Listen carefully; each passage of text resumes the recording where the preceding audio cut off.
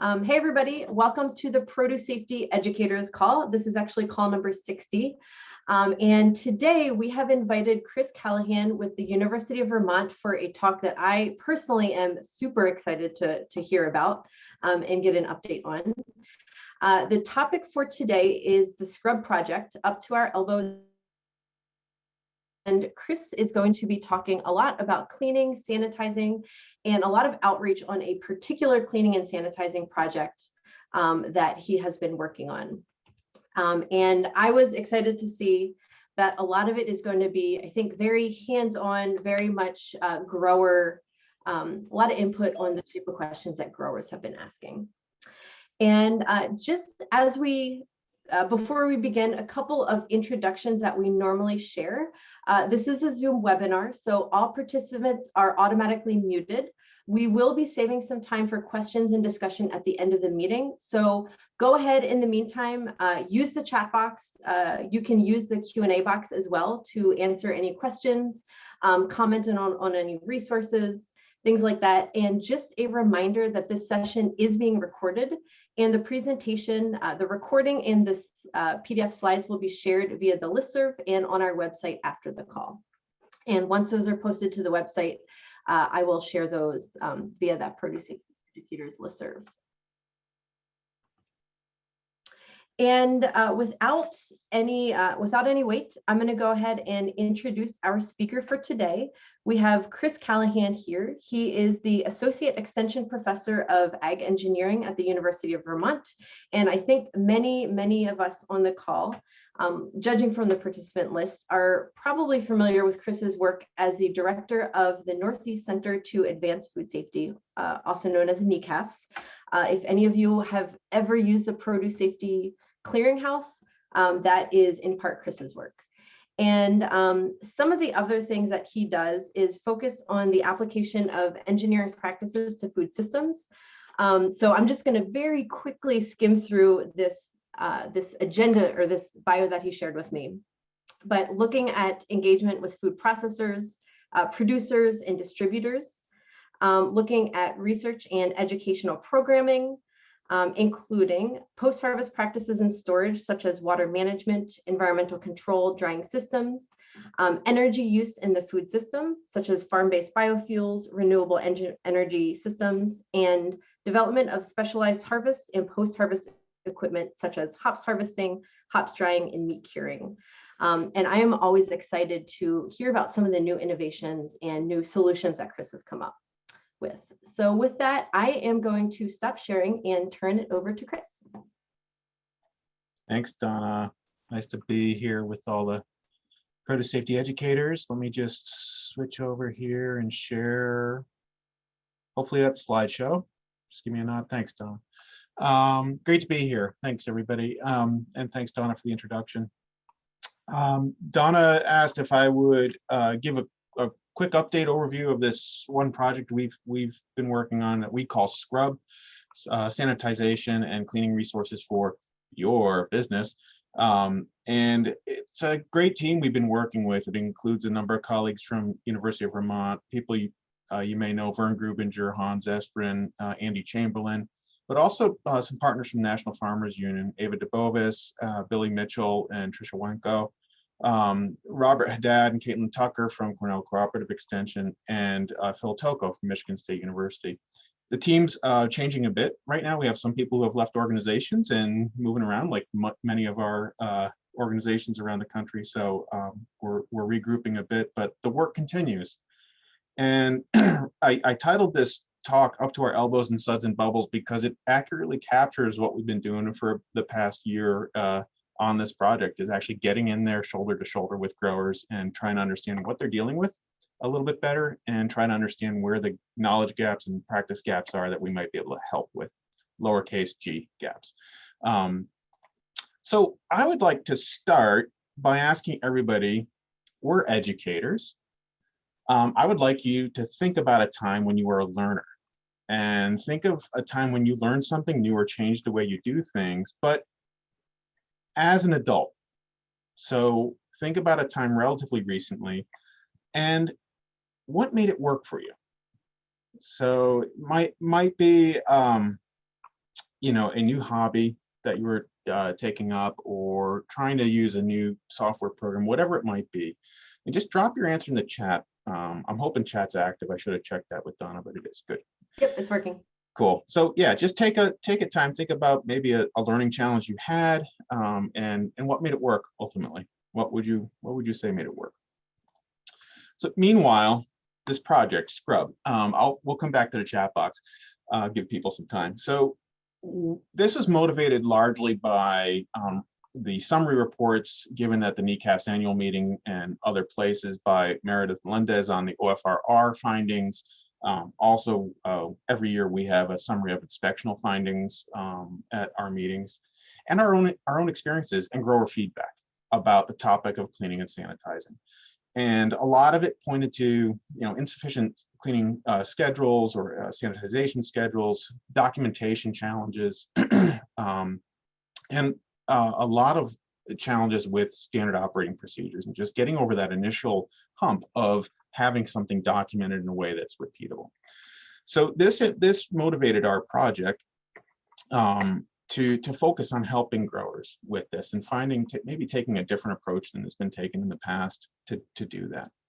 So meanwhile, let's take a look at what people said to the question. Learning was hands-on.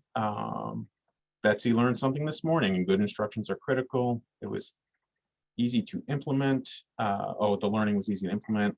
Learning my Android phone, learning from online resources and making mistakes. Yeah, failing forward fast. Guidance from others, working through the same situation. This is great, practicing learning in a space where it was safe to fail. Love that, thank you. Including not only the direct instructions, but the purpose reasoning behind each step. So not just the how and what, but the why. Love it. A good why, demonstrations, change in perspective of the need to learn made it easier. So this is great. Thanks for being engaged with this. This is awesome. Yeah, so that also really informed our work. So as Donna mentioned, I'm the director of the Northeast Center to Advance Food Safety. And one of the things we've been digging into recently, by we, I mean Elizabeth Newbold, the assistant director of NECAPS, and Hannah Harwood, who is a staff member of NECAPS. We've been doing a semi-systematic review of needs assessments conducted related to produce safety and trying to understand what are the key things that have come out of that. And so there are five key areas or five key barriers or needs that are definitely recurring themes. And then there are some influencing factors. And if Elizabeth's on the call, she's going to cringe when I say this, but I think one of the key things that isn't captured here is the idea of doing the learning with somebody and having a partner in this and leveraging a relationship. And that's a lot of what we're hoping to do with Scrub. And that is relationships between ourselves and growers, but also between growers, and allowing for and facilitating a lot of peer-to-peer learning. So Scrub has as its goal creating and sharing educational resources to improve produce safety and efficiency on farms. And you can learn all about the project at that short link there, which I'll paste in the chat box. Oh, thank you, Donna. And the way we've broken up the work is think about it in terms of resources, workshops, and direct technical assistance. And we also think about our participants as participants showing up at a webinar, maybe listening, watching, and being present. But we also have partners who help by hosting workshops or by contributing to or presenting at a webinar. And then we also have advisors who are helping review resources and inform resources that as we develop them as new resources. The workshops we've developed really take three different forms. There's small groups, there's one-on-one, a lot of one-on-one technical assistance. So far, because we're in the midst of what we're in the midst of, our workshops have really been all been virtual using webinar formats.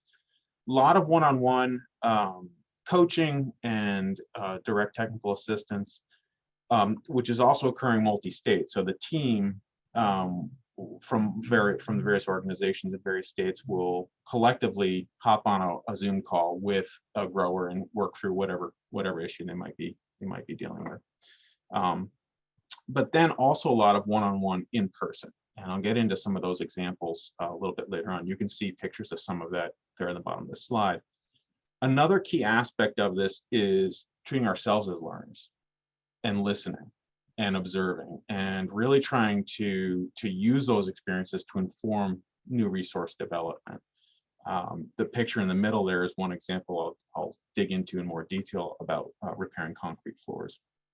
And that came about exactly that way, by listening to the grower who had the issue. Resources that we always strive to have our resources available in 3 formats: a downloadable PDF, so it could be in a print format, a responsive web blog post. So responsive meaning that it's designed to be well accessed on a screen, desktop computer, laptop computer, but also responds to a different device. So when you go to the same web link on a mobile phone, it's actually legible without zooming in and getting cut off. So that's become a really important design feature in our resources. And then also video outputs and audio podcasts as another way of having improving access to the resources. So we have a short link specific to our resources as well, and also a short link for any events as they come up. So those will be in the chat box shortly. So the other thing is, we're not just developing new resources, but we also went through and reviewed 93 resources, all that had some sort of cleaning and sanitization relevance. And it might have just been in the title, or it might have been, something titled that didn't seem like it was relevant, but within that resource there was actually some gem of information that we could apply here. So we went through and reviewed 93 of these, and we ended up ruling in 34 of them to share as Scrub resources. What that process allowed us to do was develop these categories of, Scrub principles. So is it produce safety planning, helping people chart the course or understand their path? Is it focused on water in its many forms? Is it hygienic and sanitary design, standard operating procedures, training? And then this mindset piece, culture and case studies, and not just learning, again, the what, but also, or the how, but also the why from other growers. So case studies help deliver that in a peer-to-peer way, which is really helpful. Many of these resources were leveraged from the Food Safety Resource Clearinghouse, which is a one-stop shop for food safety people, projects, and publications that NECAPS helps support along with the other regional centers across the country. Anybody can have an account to that. Anybody can search it without an account. If you have resources you'd like to share, perhaps from your own projects or your own work, you can contribute those resources to the Clearinghouse and they'll be shared. There's also recently a peer review process available for resources in the Clearinghouse. So I thought some specific examples might be helpful here, to sort of practicing what we preach a little bit and trying to stop just saying clean and sanitize, clean and sanitize, clean and sanitize. Let's get into some specifics. So we visited a farm, and it was just after I think they'd had an OFRR, and one of the things that was highlighted is it's an apple, mainly an apple farm, but they also do a ton of diversified produce as well. And so they have apple coolers, and they also have other produce. And so one of the challenges they had is their floors were hard to clean because they had cracks. This is, I think, going on 30 years old at this point. So the concrete floors had cracks. They had pitted from the acid that comes off apples. And so that was showing up as collecting water and having standing water. And it also is just a pain to be moving product on pallets with pallet jacks across cracked floors and pitted floors. So there was a multiple benefit here. One, produce safety, but also just efficiency and ease of use. And going into this project, I didn't expect we'd be developing a resource on cracked concrete floors. But this was an opportunity, where the grower said, what would I do to repair this? And you start digging into it with them. And everybody's doing the Google searches and looking at YouTube videos. And there's really not a lot out there that's relevant to farms. And there's a lot on new construction, on pouring a new slab and finishing a new slab, but that's not what we're dealing with. And so we actually went out and bought a bunch of different repair products and tried them. I tried them in my garage and tried different techniques and came up with a pretty good approach. And you can see the transition here from the left-hand side, and it shows in that middle image, it shows the progress from the original cracked concrete, opening it up so you get a fresh face of concrete to improve bonding, and cleaning it, which is also really important to improve bonding, and then finally filling it in and finishing it. And the same sort of approach is used for pits. Was able to visit this farm a couple weeks back, a full year since doing this repair, and the repairs have held up really, really well in that time. And the employees remark on how much easier it is to move things around and keep things clean. So this also illustrates that the web, the blog post in the upper right hand corner, but also video playlist in the bottom right hand corner. So it exists both in print form, if you will, or web form, but also in video form. It goes through step by step how to do this. The other important thing is you can see in that picture, that's the grower doing this repair, and we were there with them doing the repair, and so learning how it actually translates to being done on the farm, and that really informed the outputs as well in terms of what we chose to highlight. The grower actually innovated a couple of solutions that we hadn't thought of, and we incorporated them into it as well. So nice to do together. Another example, and I know I think several people on the call have benefited from this directly, and we've heard from a lot of people on this, is Andy Chamberlain's work in documenting and detailing all the various cleaning tools that people are using and that people aren't using yet, but might want to. And so this really came out of a previous chunk of work focused on hygienic design, which is available as a separate resource, but really thinking about how things are designed or not in order to be cleaned and sanitized on a regular basis. And that can apply to your cleaning tools too. Is the brush you're using actually getting clean between uses when you're using it to clean something else, like a food contact surface? So there's a lot of tools available. Andy has really dug in deep on this and reviewed a lot of them himself. The scrub influence on this was then taking the tools to the farm, to a bunch of different farms, and saying, oh, for your 20 bushel bin, what brush would you like to use? And trying 6 of them and seeing what one works well and what ones don't. Or a produce farm with a trench drain and where water gets on the floor by design. Have you ever tried a squeegee? You want to see some happy farmers, produce farmers? Give them a squeegee and a wet floor. Man, that is like really rewarding work.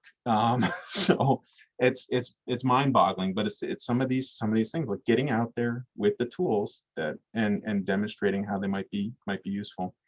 The other thing that we're finding a lot of real interest in is color coding, and using these are standard color coding practices for the food industry.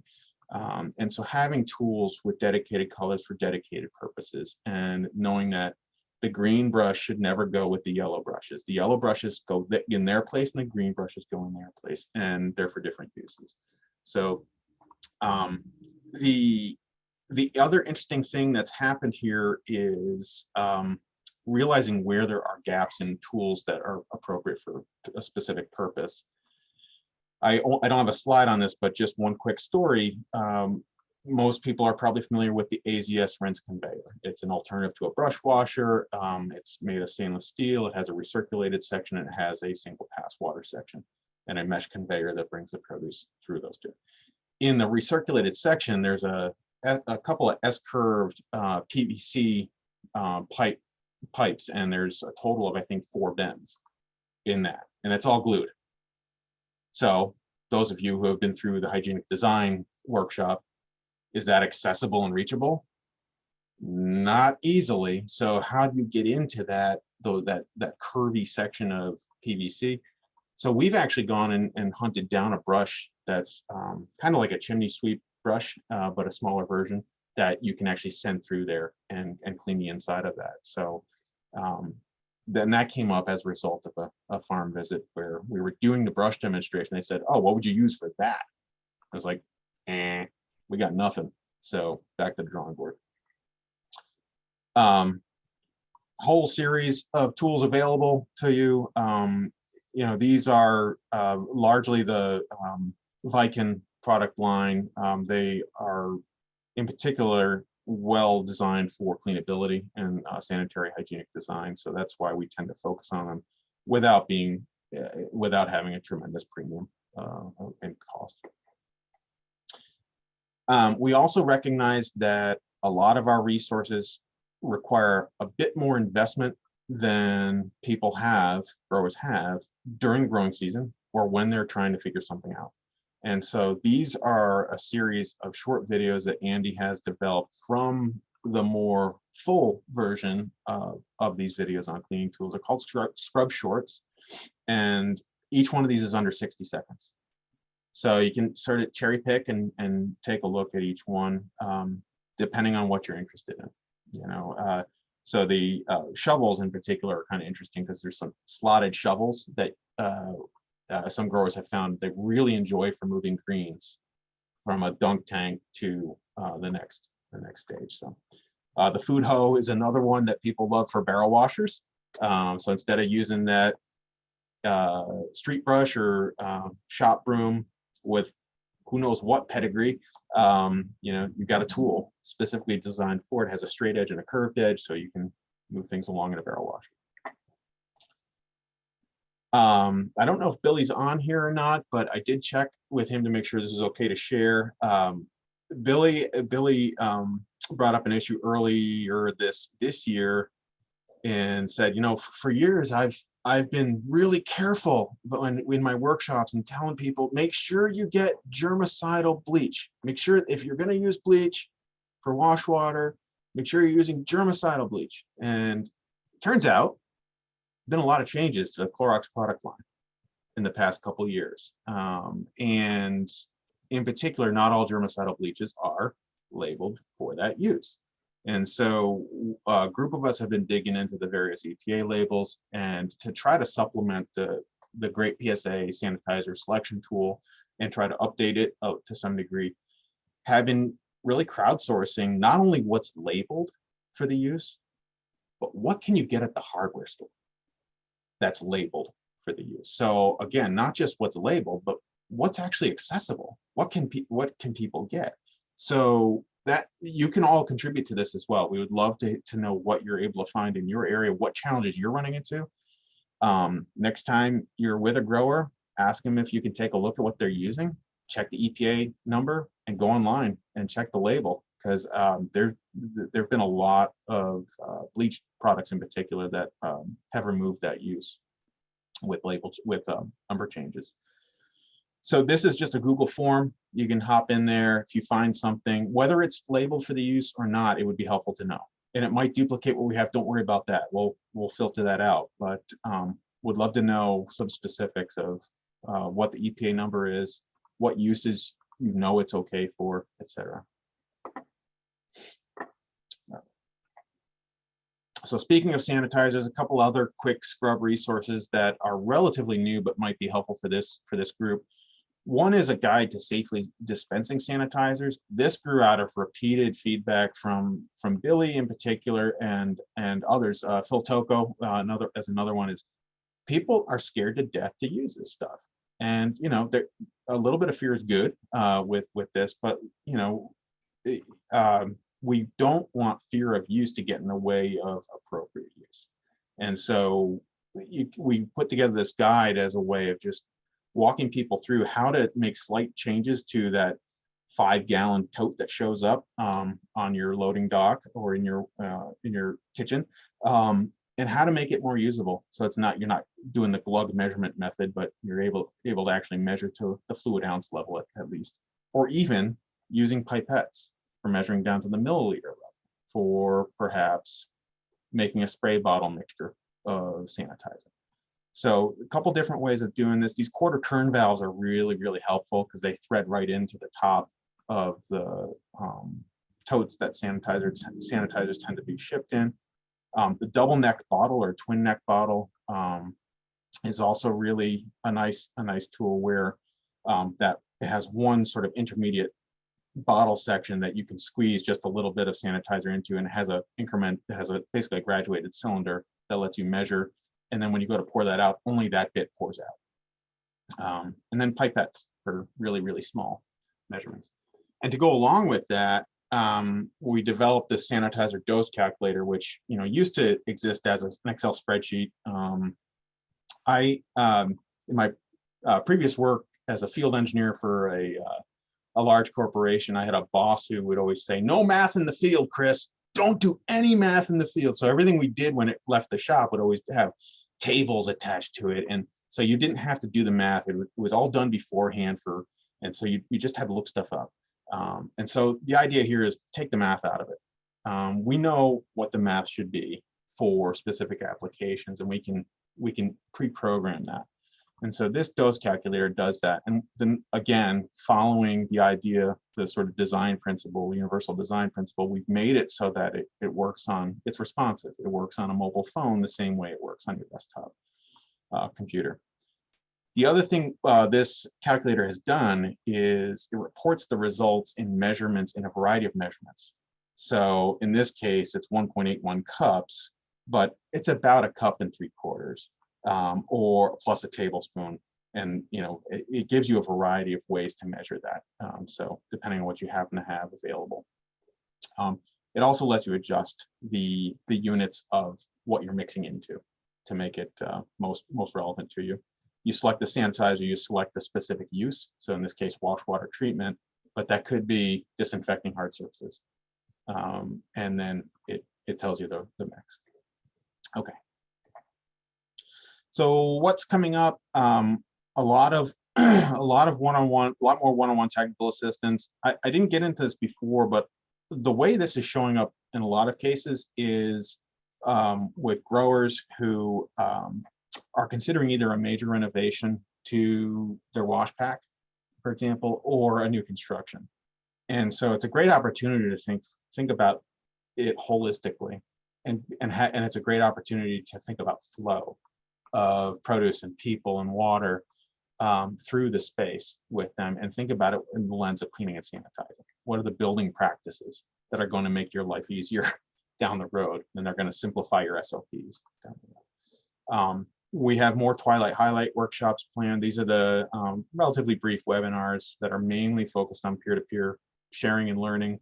We've had some incredible examples of growers sharing on this. One that comes to mind is, the Rubbermaid stock tanks, and they have the drain on the side that's up just high enough so that there's always a little bit of water left in the bottom. And this particular grower is like, "Oh, I drilled a hole in the bottom and I put this bulkhead fitting on. It's a hardware store item, and it's changed my life." So it's draining out the bottom instead of out the side, and you get complete draining. So a couple of real nice wins there with information being shared. Yeah, one of our other focuses is sometimes a lot of the stuff can really feel like it's a lot of money, it's a lot of tech, and it's just it's overwhelming from that perspective. And so one of the things we're digging into is, and this is based on several listening sessions we held this spring with underserved audiences. And one of the big pieces of feedback was, what's simple, what's cheap, that still can meet the needs. And so we're taking that to heart. We're digging back in and trying to come up with, here's the general principle that we're trying to achieve, smooth and cleanable surfaces. Here's what it looks like in a no-cost way. Here's what it looks like in a sort of a no-cost, low scale, small scale. Here's what it looks like sort of along a continuum. So that's an exciting project, because it's challenging for us to think about, how can these concepts look differently? Some other resources, we have a dry cleaning guide coming out. So this is the idea of cleaning things without adding water, as can be done in certain instances. A guide to detergents, which has been a need for a long time. Managing humidity and avoiding condensation. So that's something that's also been coming up in lots of OFRRs and inspections. And also product movement. This one is really informed by growers who are just saying, look, what are the best ways for me to move, 5 of X type carton through my space without creating a cleaning nightmare. So it's interesting how things that don't immediately come to mind as cleaning and sanitizing resources can impact those practices. So another audience participation opportunity. I would love to hear what you all think the cleaning and sanitizing resources are that are needed. What's missing in your experience? I know you're all in the thick of it. What do you wish you had on the shelf or had a link for that you don't right now to support growers with these questions? And then the other question I have is, do you work with any farms that could specifically use help from this team? Because we are very interested in reaching those who are not otherwise being reached with this kind of support. And so, and that could involve you or not, it's up to you, but we have some bandwidth and some funding to work one-on-one with growers who are faced with the specific cleaning and sanitizing challenges. And we're happy to go beyond the current states we're working in. So would love to hear from you all. Feel free to email me directly or drop some thoughts in the chat box, whatever you're comfortable with. Quick summary of where we've been, and then I would love to have an opportunity for some discussion if time allows, Donna. So we have 10 partner farms, and these are farms that have helped host events, be directly involved in demonstration projects. We had 6 highlight webinars with 96 attendees and from a variety of states, including some growers from Ontario. 156 farmer contacts through on 55 unique farms. We have that resources page, and in the 18 months, it's had 4,400 views by 2,200 unique visitors. So people are using more than one. People are viewing more than one page when they visit, which is actually a nice measure of engagement. And we have a variety of outcomes, including improved practice and improved culture. So we're able to, by forging these relationships and having these sort of longer term one-on-one experiences, it makes collecting some of that impact and outcome information a little bit easier, and you get to actually document what occurred, the so what. And then in their own words, these are some quotes from participants and partners, and to me, some of this echoes a lot of what people responded with to the first question is, I just needed that little bit of help. I just needed that template and was able to get through it. I know this is important. We've been meaning to work on it a while. We hear this a lot. The fact that you scheduled time with me and you were coming on that day made me get my butt in gear and get it done. So it's that type of stuff that really reinforces the work we're doing and makes it meaningful. Cool, Donna. That's I think what I prepared. I don't know if I have any. If there are any team partners on the call, feel free to tell me what I missed that you wish I had emphasized. Other than that, I think we can do some Q&A or whatever you'd like to do. Yeah, so I know, Chris, you had asked if anybody was on the team. I see Billy's name just scrolling in. Anybody feel free to request. I think you have to request to unmute, and I can allow you to do that. In the meantime, I know Chris left it with a couple of questions, and we have a little bit of time. I know I had asked Chris to leave some flexibility in the hour because the educators call, you guys always come with a lot of questions. So feel free to ask to unmute, and I can allow you to do so, or add your questions into the Q&A or the chat box. I will start things off with a quick question. And this is something you mentioned at the very beginning. And I've always noticed that a lot of the materials that you all have developed are available in different manners. And I was wondering if you've noticed if there's a difference in who accesses, different types of resources. I know video shorts are always very popular, but what about a PDF versus a blog? Do you notice that fills a different type of niche? Yeah, and so the experience I always go back to is I developed a specific piece of equipment at one point, and I put the plans together and made them available online. And this is at a time when almost everybody was accessing things digitally. It wasn't new, but there was a printable PDF as well. And I just remember seeing at that time, it was Facebook, would be Instagram these days, I think, just seeing somebody post like, building this thing, so glad for these plans. And it was a machine shop, and the plans were crumpled, sort of crumpled, clearly used, like dog-eared, in the background. And it just really struck me that, sometimes there's nothing that beats paper. To bring it where you need it, to share it with others more directly in conversation.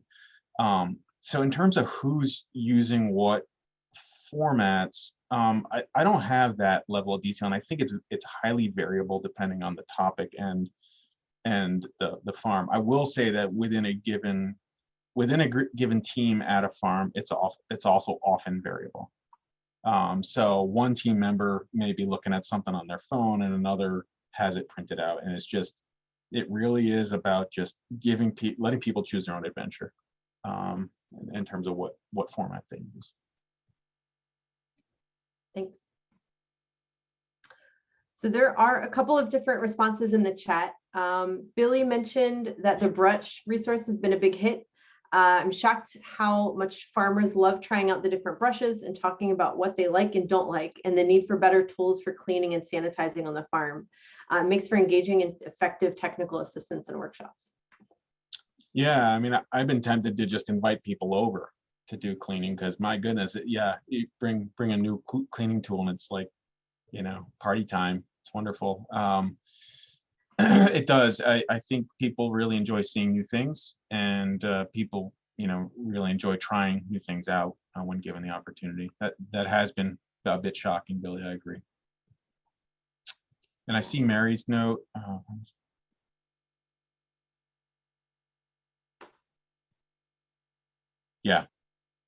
Mary's note. So the bleach bottles typically will not have the specific uses noted on the front.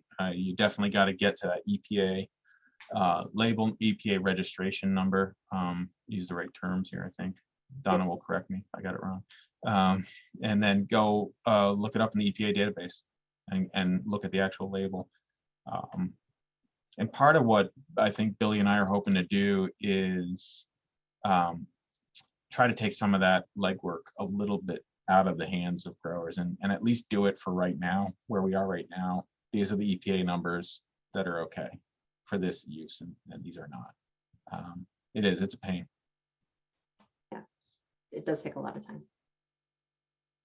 Any other questions? I know a lot of you folks on the call, I'm looking, have contacted us about cleaning and sanitizing. So feel free, don't be shy. Feel free to drop in your comments or questions. And one comment that I had is I just love, I love that you shared the concrete cracking example, because to me, I know we talk a lot about microbial niches and cracks and all on direct food contact surfaces, and not that concrete floors are not always a food contact surface, but I love that a lot of this work seems to benefit other things, not just food safety. It might be flow on the farm, increasing efficiency. So have you found success in getting growers engaged because you're not just developing, additional, here's how to sanitize that? Is it because you're really addressing other issues that they might have as well? Yeah, I mean, definitely. I think we see that the most at the overall building planning and the overall wash pack planning discussions, where there really is an opportunity there to weave the produce safety decision making into all the other decisions, starting with where doors are, or building materials, drainage, and so there are so many times when multiple benefits show up in that process. And another benefit that is really hard to quantify is crew comfort, and team engagement, team involvement in that process. But things like having a break area, so that there's great, helps support morale, but it also makes sure that there's an alternative place to eat other than on the line. So yeah, there are a lot of opportunities, and certainly it obviously improves buy-in and adoption of practice. The other on the concrete floor example too, it was a great moment of humility for me, where we started getting to work on the floor, and after about 10 minutes I looked around and I noticed that there was produce stored right next to where I was working. I'm like, oh, hey idiot, maybe move that away while you're chipping concrete out of the floor. Yeah. So like, yeah, so these great moments of getting out of the textbook and getting into reality, which is super helpful. I like that comment, because I feel like sometimes as an educator, there's a need that you feel like if you start talking about something, you need to be the expert in it. And I kind of love this approach of approaching it as I'm learning with you. So you don't have to come in thinking, I already know how to do this, therefore I'm teaching you. So I think that's one of the things I really like about this project. Yeah, it's great. It's a ton of fun. And there's a whole lot more ownership when people are part of it. So. Any other questions or comments? I know Chris had left us with a couple of questions on screen. And I know Chris also shared a ton of resources. So I'm guessing a lot of people are trying to hurry, click through. And I should mention in the follow-up email, I will make sure I have that list Chris sent me. I will make sure and share all of those resources. So don't feel like you need to open up 20 or so tabs on your on your Google Chrome before I shut this down. I will make sure to follow up with those.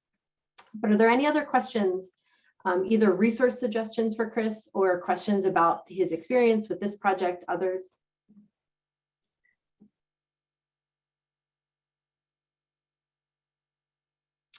Kristen asked a good question. Here we go. Are there ways that you have found that are best to get these out to farms? Hey, Kristen, nice to see your name there. Yeah, I mean, I can't thank Andy Chamberlain enough in terms of the work he does with social media based outreach. Everything hits Facebook, everything hits Instagram, and the resources are kind of highlighted in sometimes subtle ways. To Donna, to your earlier point, tired of trying to figure out how to move water toward the drain, have you tried a double-edged squeegee? It's life-changing. And and then the other thing that can help there is tagging in farms that have benefited from it, and then they chime in. And so the social media, our social media handle is @UVMEXT AgEng. So, for Twitter, Instagram, and Facebook, that'll get you there. So really using social media, the sort of peer network benefit of social media to your advantage. Other than that, it's making sure that when we're out visiting with folks, we always have the resources in mind. And then educator calls like this and just sharing with each other. Andrea, I see your note. Yeah, absolutely. So Donna, can you just drop my email address in there for folks? That's probably the best way to follow up with specific farm needs. Would love to. Give me a second and I will drop it in. Thanks. Would love to talk with folks. The other thing I'll say in response to Kristen's question about how to get stuff out to farms is never underestimate the power of Google and search engine optimization. 80% of the people who come to our website are finding us through an organic Google search. So they're looking for specific search terms, and 80% of the visitors to our site are landing there because of that.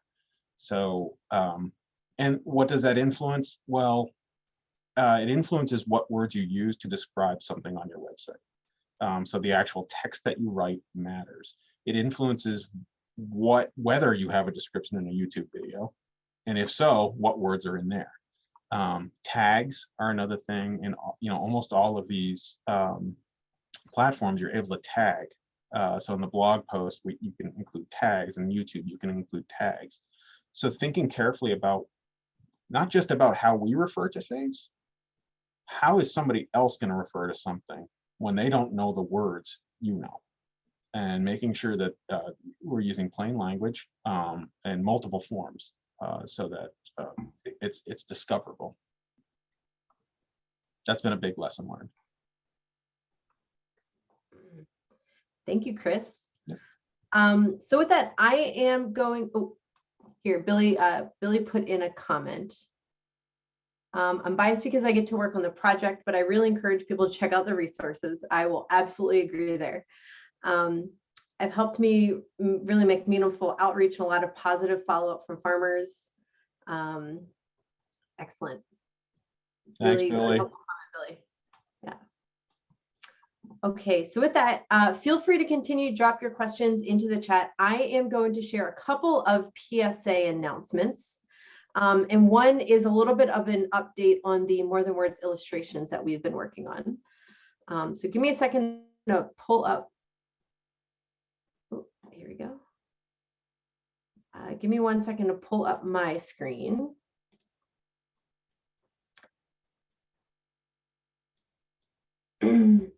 Okay, oops.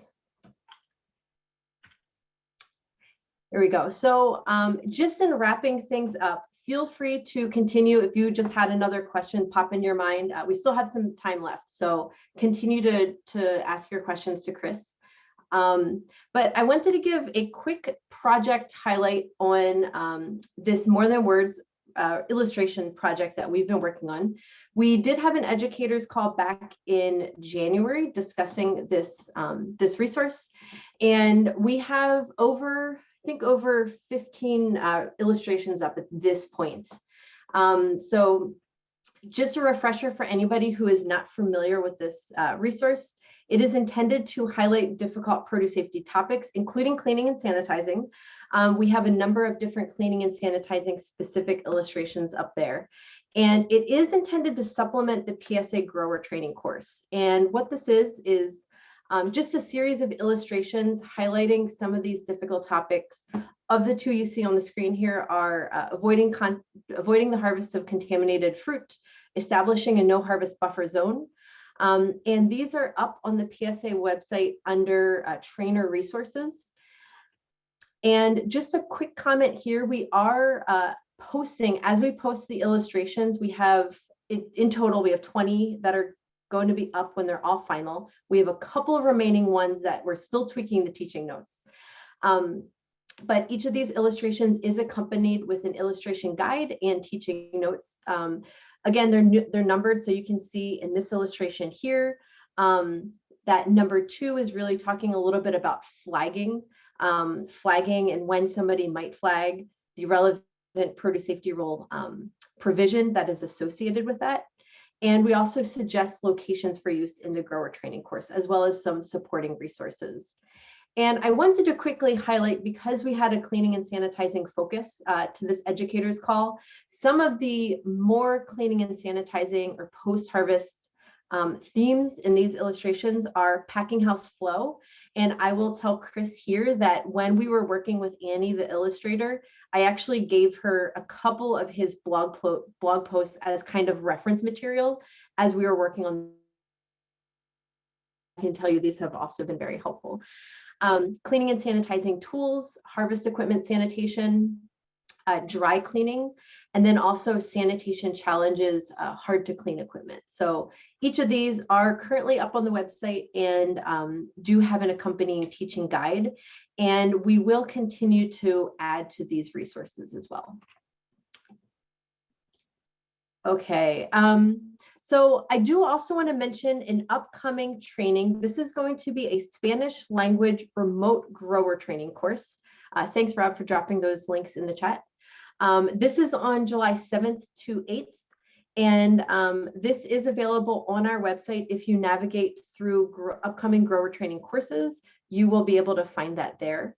and it is publicly available. So please feel free to share that material, or if you have questions, contact myself and I can direct you to Davis, Ricardo, or Mariana, who are going to be working with this course.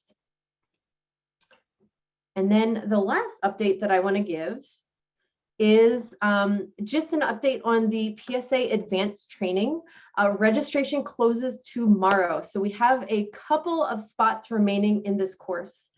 And so please feel free, if you've been thinking about registering, tomorrow registration is closing because we have to finalize printing and finalize developing the breakout groups for everything. So Rob dropped that registration in the chat as well. So and if you have any questions, say you're on the fence about registering, feel free to contact me and I can give you some more information. But this advanced training is going to be June 14th through 16th. So it's actually going to be next week. And just a reminder, our PSA website in closing, this is our link to our website. All of those materials you can find there, as well as a lot of our Spanish language materials as well.